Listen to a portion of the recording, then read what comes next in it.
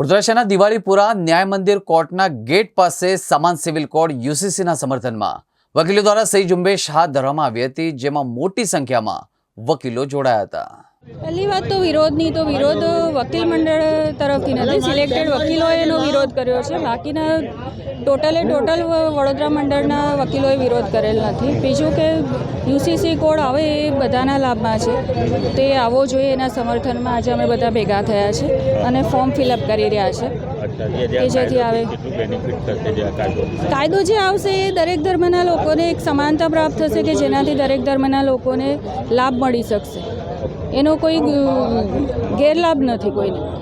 કયા પ્રકારની સહી ઝુંબેશ કરી છે, કયા મુદ્દાઓને આવરી લેવામાં આવે છે? એવું છે કે દરેક ધર્મમાં લગ્ન છે, વારસાઈ છે, છૂટાછેડા છે, વિવિધ પોઈન્ટ પર આ ફોર્મ ફિલઅપ કરેલું છે કે જે આવવાથી આ કાયદો લાગુ પડવાથી એમાં વધારે બેનિફિટ મળી શકે એમ છે। આ દેશમાં સમાન કાયદા હોવા જોઈએ અને આ રાજ્યમાં પણ સમાન કાયદા હોવા જોઈએ। બંધારણમાં જોગવાઈ કરી છે અને આ બંધારણ મુજબ જ, કારણ કે જ્યારે બાબા સાહેબે સંવિધાનની રચના કરી હતી ત્યારે બાબા સાહેબ પણ સિવિલ કોડના હિમાયત હતા।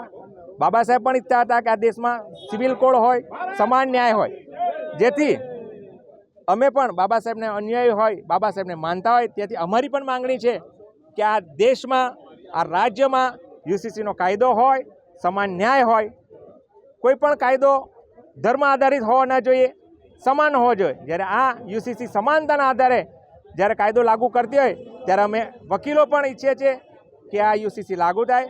અમે રાજ્ય સરકારને વિનંતી કરીએ છીએ, અમે વકીલો મોટી સંખ્યામાં રાજ્ય સરકારને સમર્થન આપીએ છીએ કે યુસીસીનો કાયદો જલ્દથી જલ્દ આ રાજ્યમાં લાગુ કરે અને એ માટે અમે સર્વ સરકારની સાથે છે, કારણ કે અમે રાષ્ટ્ર માટે છે અને રાષ્ટ્રના હિતમાં દરેક નિર્ણય થતો છે ત્યારે અમે ચોક્કસ વકીલો રાષ્ટ્ર સાથે રહીશું। જય હિન્દ, વંદે માતરમ।